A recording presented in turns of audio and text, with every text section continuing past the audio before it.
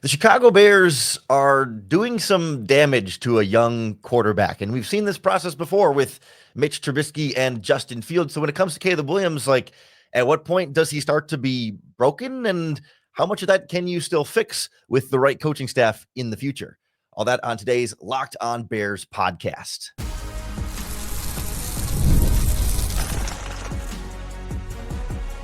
You are Locked On Bears, your daily Chicago Bears podcast. Part of the Locked On Podcast Network, your team every day. This is Locked On Bears, and I'm your host, Lauren Cox. You can follow me on Twitter at CoxSports1, and you can follow the podcast at Locked On Bears on TikTok, Instagram, Facebook, Twitter, and the Locked On Bears YouTube channel. Thanks for making Locked On Bears your first listen today. We're part of the Locked On Podcast Network, your team every day. Today's episode is brought to you by Hillsdale College. Go right now to hillsdale.edu/lockedon to enroll for free. There's no cost, and it's easy to get started. On the show today, we'll look at Caleb Williams and this fear over damaging, breaking, needing to repair and fix Caleb Williams and, break a quarterback the way the Bears have seemingly done that so many times before. Our guest today is Larry D, the host of Bears Talk Underground. You can find the Bears Talk Underground podcast wherever you get podcasts, and you can follow him on Twitter and Instagram at BTU_Larry. Larry, thanks so much for joining us today. What's your level of concern right now about breaking Caleb Williams? Is it just getting started here, or are you feeling like, wait a minute, we might be doing some real damage? Well, I'd say on a scale of 1 to 10, it's about a 5.5, maybe a 6 at this point, because we obviously that number was way higher when Shane Waldron was the offensive coordinator, because you saw Caleb doing some really uncharacteristic things and playing way too much hero ball. Then you kind of saw him, almost like the shackles came off when the book got turned over to Thomas Brown. But ever since Thomas Brown became the head coach in these last two games against the 49ers and the Vikings, you see him kind of regressing back to the Shane Waldron days, where he's just trying to do too much. And I think it's coming from a good place, but overall it's still hurting the team. Yeah, we were talking about this a little bit before we got started. Like, when you say coming from a good place, I think I'm on the same page there. But what do you mean by that, I guess? Well, I think he's like you've heard him say it in the press conference. I've never been through anything like this before. So I think he's pressing. He's trying to do too much, because you see how many times during that Minnesota game did it appear that there was apparently a force field at the line of scrimmage that he refused to cross when he could have easily gotten yardage with his legs. He kept hanging back, waiting for someone to get open, waiting to find a lane, because he needs to make something happen. He's trying to get a spark going with the offense. And like I said, it's coming from a good place. He's got good intentions, but he's holding himself back, and he's hurting the team, stalling out drives and things like that. So good intentions, but bad execution. It's not helping. Yeah, and I think it's scary because, like, that feels like kind of where we left things with Justin Fields, right? It was like, okay, he's not decisive enough. He's not gripping it and ripping it and just firing into windows. He's seeing, like, you can see him go through progression and see an open receiver, and he's just not pulling the trigger there. And then sometimes not being decisive enough as a scrambler. It's like, okay, we just left a, quote unquote, broken quarterback in that exact state. And that's now where we're seeing this quarterback get to right away early in his career. But I guess it's sort of a timing question, right? Like, is this something that is like, is that broken, or is that still in the process of breaking? Like, like at what point is this like go from a temporary, like, yeah, he's having some bad stretches here and some lower confidence, to something that becomes more ingrained in who he is and how he plays quarterback moving forward? Yeah. And the thing is, in early on in the season, it felt like it was something that he was being coached into, hang back, wait for the guys to get open, that kind of thing. This feels self-imposed, because we saw what it looked like in those 3 games against Detroit, Minnesota, and Green Bay the first time around. Great improvement from the offense. We saw a lot more of Caleb using his legs and things like that in those matchups. But Eberflus is gone. There's no one left to blame as far as like what's going wrong with the team. We were on a 6-game losing streak, and then in San Francisco was 7, and now it's 8. And I think it's self-imposed what he's doing now. trying to wait for something to get open, trying to make that big shot downfield for the spark that will get the offense going and things like that, when you could probably do a lot more scrambling to get that 5 yards and getting a first down, extending the drive, that kind of thing, as opposed to trying to make it all happen in one play. Yeah, I think that 3-game stretch that you've mentioned a couple times here, Packers, Vikings, Lions, like even though they lost all 3 of those games, I think his performances, particularly in the fourth quarter of those games, but even throughout, like I think that's sort of the saving grace here, right? Like it's not like it's been where he only played great against the Rams, Panthers, and Jaguars when they got to be 4-2, and then he's been bad for 8 straight games. Like that hasn't been the case. It's been started bad, played well, played bad, played better, playing bad. Now, like it's been this sort of roller coaster, but it wasn't like there was only one good stretch against bad teams, and now you're worried that okay, it's been 8 straight games of him, being broken or whatever. It's really only been like 2, but I think we get concerned because it's because of the roller coaster, right? It's like you'd think you'd hope that one of these high points is.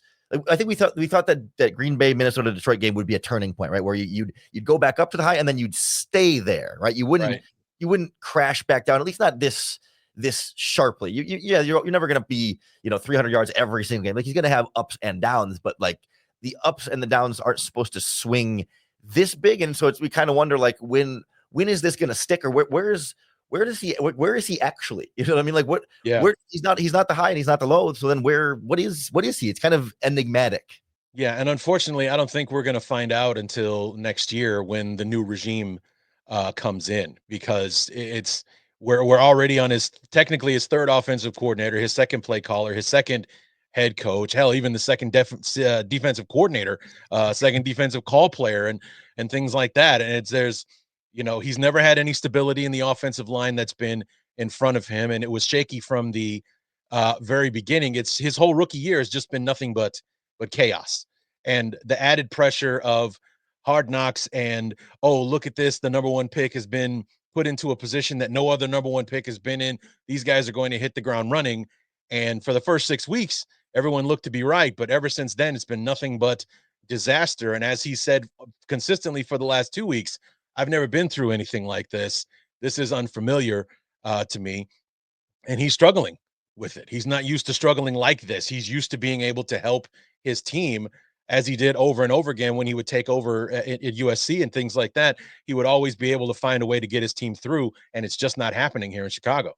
Yeah, it may be unfamiliar to Caleb Williams, but it's not unfamiliar to us watching a chaotic rookie season. And so what I want to do is we're not going to compare like apples to apples, Trubisky, Fields, and Caleb Williams, but I do kind of want to go back and look at like, okay, all 3 have had messy rookie seasons, and where does that start to cross line of like, did they break Justin Fields as a rookie? Did they break Mitch Trubisky as a rookie? And are they breaking Caleb Williams as a rookie? Or is the picture more complicated than that? We'll kind of go through like not a direct quarterback comparison, but kind of a situational comparison as far as what these guys are all going through next on Locked On Bears. This episode of Locked On Bears is brought to you by PrizePicks, the better way to play daily fantasy sports, because PrizePicks puts you in complete control. Unlike the other daily fantasy platforms where you're trying to set a lineup and you have to compete against 500 other people's lineups and you only win any money if you get anywhere close to the top, with PrizePicks, it's you versus the projections available. They set stat projections for all your favorite players, and you select whether they'll do more or less than their PrizePicks projections. So you could look at Caleb Williams' passing yards or Jared Goff's passing yards and DeAndre Swift's rushing and DJ Moore's receiving and so much more, not just football, but basketball, college sports as well. All of your favorite sports are there on PrizePicks. Get started today by downloading the app, and if you can use our promo code LOCKEDONNFL to get $50 instantly after you play your first $5 lineup. That $5 lineup doesn't even have to hit. You can be incorrect in your PrizePicks and still get $50 instantly when you use that promo code LOCKEDONNFL at PrizePicks. Run your game. Locked On Bears is also brought to you by the College Football Playoff. It's that time of year. The College Football Playoff is back. And with the newly expanded 12-team format, it's guaranteed to be bigger and better than ever, bringing you all the hard-hitting and high-flying excitement you love. TNT Sports' coverage of the college football playoff begins December 21st. That's Saturday, starting with the college football playoff kickoff show presented by AT&T at 10 o'clock Central Time. That leads into our first matchup, the SMU Mustangs battling the Penn State Nittany Lions at 11 a.m. Central Time. Then the Clemson Tigers look to upset the Texas Longhorns in a showdown at 3 o'clock Central Time. Don't miss a moment of the action. Watch the college football playoff presented by Allstate live on TNT, True TV, TBS, and Max. All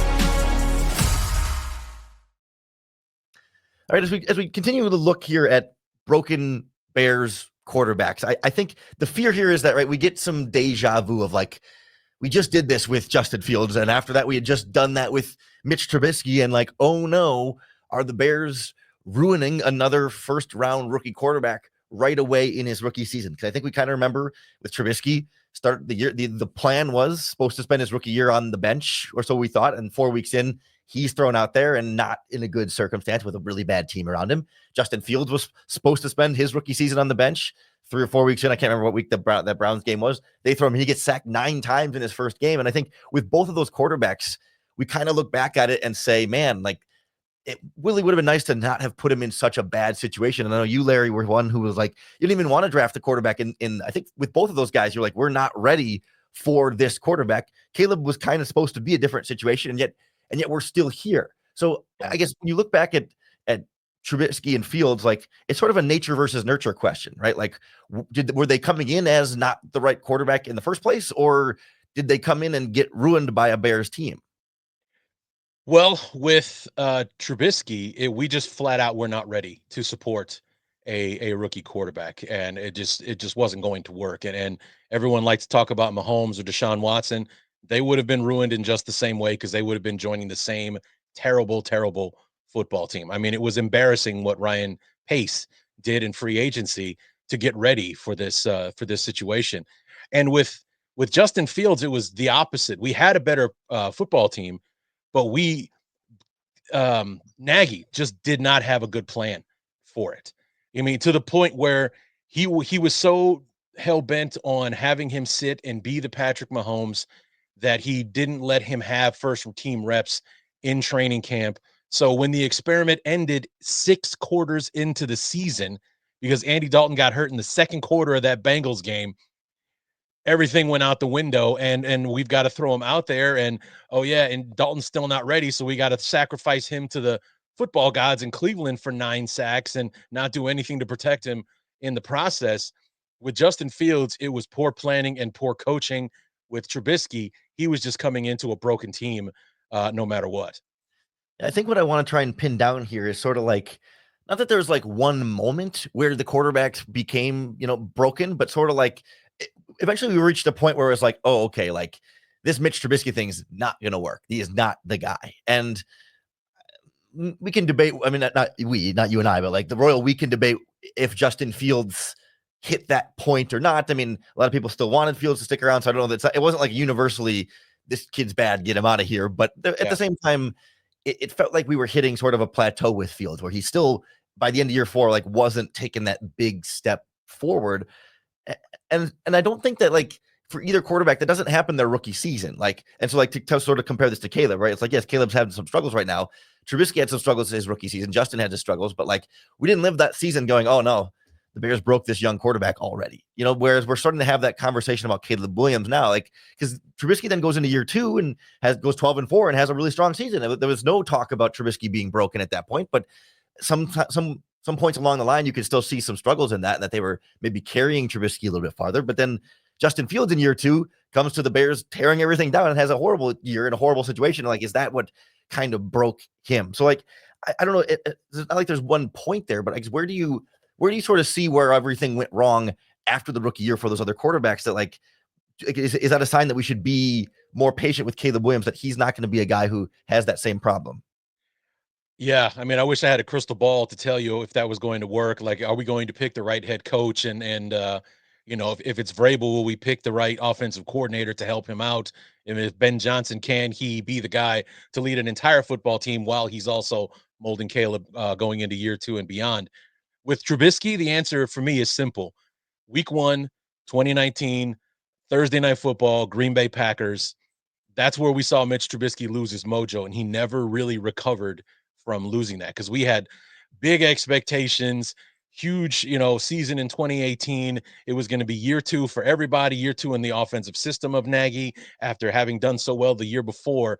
We come out, we can't even put a first down together. We score 3 lousy points, and never in your life did you think that you could say the defense could sack Aaron Rodgers 5 times, keep him under 200 yards passing, something like less than 100 yards rushing, and still lose the game.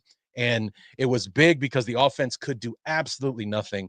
And, and we just never saw Mitch really recover from that. With Justin, I think it was the span of the 2022 season. And what I mean is, even after we went through 2022, where he basically had to carry the team on his backs, was, closing in on the quarterback rushing record. He was electric. He was fun to watch. Even though we were 3-14, we weren't boring to watch at all. That was one of the weirdest seasons of all time, was sitting there watching the Bears lose every week, but watching them fight to the end every single Sunday. But then fast forward to 2023, and he's still got it in his head. He's got to do all of it himself, even though now he has DJ Moore and the other things that were brought in to help him. He was still trying to do it himself, which is where that, like we talked with Caleb, that's where that force field was. He wasn't running as much as he was in 2022, and it really crushed his development, and it burned up any currency he had with hanging on to him and using that new number 1 pick to maybe get another blockbuster trade to keep building the team. Initially, I was on that team. Let's keep Justin and go forward. I would love to see what he would do with DJ Moore, Keenan Allen, Gerald Everett, Cole Kmet, and all that kind of stuff. But you can't blame Ryan Poles for not being able to pass up on Caleb Williams. You can't blame him for that. But I think 2022 damaged him so that he never really recovered in 2023. Yeah, and I have to imagine we've seen how things played out this season with Shane Waldron. I don't know that Justin Fields would be having any better of a season than Caleb Williams right now. Even if Justin's a better quarterback at this stage of their careers, like sure, but yeah, this is a tough spot for them all around. I find myself feeling like the lesson here, and again, not that you can just take what Trubisky and Fields experienced and apply that equally to what Caleb Williams is experiencing, but like the theme here feels like both of those previous failed Bears quarterbacks had bad rookie seasons, but it didn't really hit the fan. It wasn't over after that bad rookie season. Right. It was their inability to support them better after, in the years that preceded that bad rookie season. Like, yes, again, Trubisky had a good year 2, but like year 3 is where like that forward progress never really took that step and dropped off from there. And certainly for Fields, it was just a second straight disaster for back-to-back years where it's just like, man, you can't give this kid any possible help or direction here to kind of get things going. And that's where I think it makes this currently such a pivotal flexion point for the Bears right now. They're like, okay, you're in the process of maybe starting to break your quarterback a little bit, but it's not too late just yet if the next coaching staff can come in and get things right. So I want to kind of take a look at what that might look like, what some of the options might be, and sort of whether that means, okay, does that mean you have to go out and get an offensive head coach like Ben Johnson, or can somebody like Vrabel pick the right offensive coordinator and that's good enough as well? Like there's some different ways the Bears can go about this. And also I kind of want to also think about this from a perspective of like what we should be looking for with Caleb to sort of measure like, hey, this is either breaking him more or they're getting on the right track. That's coming up next on Locked On Bears. This episode of Locked On Bears is brought to you by Hillsdale College. Hillsdale College is offering more than 40 free online courses to help you scratch that curious itch or just continue your education and be a lifelong learner. They got a bunch of cool courses available. Some history stuff like the rise and fall of the Roman Republic. They've got economics courses. They've got classical music course, math and science, and even documentary style courses. There's a bunch of different ways you can enjoy lifelong learning with Hillsdale. And on all of Hillsdale's courses are self-paced. So you can start whenever you are, tune in wherever you are, and then you can go deeper with readings and quizzes and discussions, or you can just sit back and enjoy the lectures. It's totally free. Go right now to hillsdale.edu/locked on to enroll. There's no cost and it's easy to get started. That's HILLSDALE, hillsdale.edu/locked on to register. Hillsdale.edu/locked on. So we've seen Bears quarterbacks get broken before, but not this fast. Not so fast. Caleb Williams, not a lost cause. Well, certainly no one, we don't just, no one's saying Caleb Williams is a lost cause, but not too late to still get things rolling for Caleb Williams next year if he gets the right situation and gets the right coaching staff, and the Bears finally get that pick right, which is, easier said than done, and something we've been waiting for our entire lives. So it's a little bit hard to sit here to say, you know what, this time they're going to pick the right coach. But nonetheless, that's all we have at this point, is to hold on to the hope that, maybe this time they can get the right coach. Eventually, a broken clock is right twice, right? There's got to be some way they can fall into this. But I guess then that sort of begs the question, what is the right coach for Caleb Williams? What does that look like? Is it about the X's and O's and the scheme on offense that makes life so much easier for him? Or is it about sort of the leadership, the structure, the communication, that where maybe you don't have to have the world's most innovative offense if you've got Caleb Williams, DJ Moore, Rome Odunze, Cole Kmet, DeAndre Swift. If you have talent, you don't have to be out scheming everybody. If you can just out talent everybody, you still have to have a good offense, but you don't have to be the most genius innovator there. I don't know. I guess what does it feel like Caleb Williams needs most at this point? And how can the Bears provide that? It's funny because the thing that I feel like Caleb Williams will need in year 2 going forward is security somehow. Knowing that this coach is going to be the guy that can help him, whether it's Vrabel that's going to, kind of hold his hand like Eberflus tried to do, where he was sitting in on quarterback meetings and things like that. We saw in Hard Knocks, they would have this daily face-to-face in his office and everything. To maybe have a guy that's going to come in and not just for him, but for everybody, to be that kind of take charge, not so much a leader of men kind of thing. I think the Bears need more of an alpha guy than a quote unquote leader of men. Cause I would say Thomas Brown would qualify as a leader of men, but look at how the team is playing right now. That will only get you so far. They wanted Eberflus out, he's gone. And, Thomas Brown took charge and people responded to him, but it's not translating onto the field. So I don't know. I think that we just need somebody to come in who's going to take charge and kind of like a Dan Campbell kind of guy. You have every sense of the feeling that, Campbell is the guy in charge and that the buck stops with him. We never really had that with Eberflus or with Nagy or anybody else that we've had under the regime lately. Yeah, I was going to say, I was trying to think back, is there, because Dan Campbell's a coach that the whole team identity reflects him, right? From top bottom of that roster, that is, you can tell that is Dan Campbell's football team. Yeah. Have the Bears, since Ditka, have the Bears had a coach? Lovey, did Lovey Smith, he wasn't the alpha in terms of the way he wasn't loud and boisterous, but I do feel like there was some aspect where much like Lovey, that defense was a speak softly and carry a big stick kind of defense, which did actually reflect his head coach. And I think that's what I'm getting at. Not necessarily where the coach is the alpha, but where the team really reflects their head coach in a positive way. Maybe the Bears have reflected Matt Eberflus in a negative way, but you know what I mean? Where you see sort of that positive reflection of a team. I don't know if Lovey counts in that or where else we've seen that at this point. Yeah, Ditka would probably be the best example because he called the team so many times, there were characters who had character, and that would definitely describe Ditka to a T, for you. And he was a character himself, and he was a pretty interesting guy.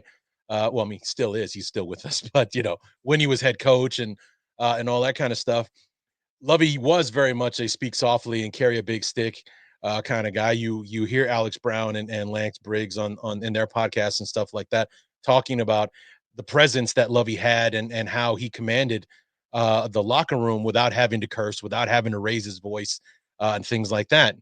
Different strokes for different folks, kind of thing. But we haven't really had, and I would think Lovey would be like the best example of a leader of men kind of guy. He's not exactly that alpha guy that's going to come in and impose his will on the team or anything like that. He would be a leader of men kind of guy in my opinion. So, but no, we really haven't seen that. I think maybe the closest we got was Wannstedt right after Ditka, because he was kind of like Ditka light when he was running the football team. But after that, we had Jerron, and that was a rudderless ship right there. And then, then Lovey came in and changed the culture. We got back to our winning ways. But, then Mark Trestman, that was a disaster. That should have been Bruce Arians. And then John Fox the game had passed him by for his time in Chicago. And then, of course, we had Nagy and then Eberflus. And so, yeah, it really does depend on the kind of person that we bring in. It does feel like, management / ownership there has long kind of had a type, right? Like they go for the less aggressive, less less alpha, I guess, in that style of coach. I think the Trestman versus Arians discussion, or even like Eberflus versus Jim Harbaugh last year. I mean, not that was exactly a 1-to-1 there, but like it was part of the discussion, right? It's like, and it leads me to not trust that they won't just kind of go the same way again. And then the only hope there is that Kevin Warren looks at it and says, no, wait a minute. You, George, have been doing it this way for 20 years or however long. I don't know exactly what year George took over operating the team, but 2011. And we need to do it differently. It feels like you're sort of putting the hope and help us, Kevin Warren, your only hope to like do something different here to make sure you get that coach. Cause it just is a really consistent theme there. Well, I mean, he is the one thing that's different now. He was he's not Ted Phillips, who would just toe the company line and all that kind of stuff. This is what Kevin Warren was hired to do. He was hired to come in and take over the organization. And a lot of people were excited when he came in because it seemed like he might take the McCaskies out of the equation. That hasn't quite happened yet, but we're hoping that he will take charge with this head coaching search and possibly the GM search, if you believe the rumors that are out there, and really kind of mold the organization going forward. Because George McCaskey has been a disaster as the chairman since 2011. We've had 5 coaches, 4 general managers, and 3 playoff seasons. Actually, two, 2018 and 2020, which I don't really even count as a playoff season because we kind of backed our way in to the playoffs in 2020. But maybe 1 or 2 division titles in that whole time, and very few results. And a guy that openly says I'm not a football guy is running a football team, I think is hilarious.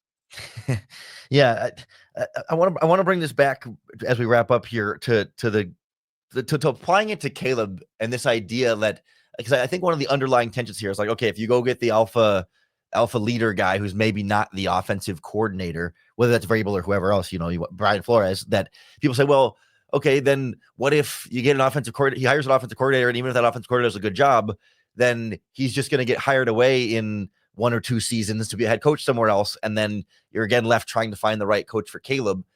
And the thing that I get stuck on with that is in 2 spots. One, if you get an offensive coordinator under that coach that's good enough to be hired away as a head coach, like that's a great problem to have. I would take 1 or 2 years of a great offensive coordinator that's so good that he gets hired away, and then I'll deal with that problem then. But let's just get to the point where for the first time in my lifetime, we have an offensive coordinator that is good enough to be hired away to be a head coach from this team. Yeah.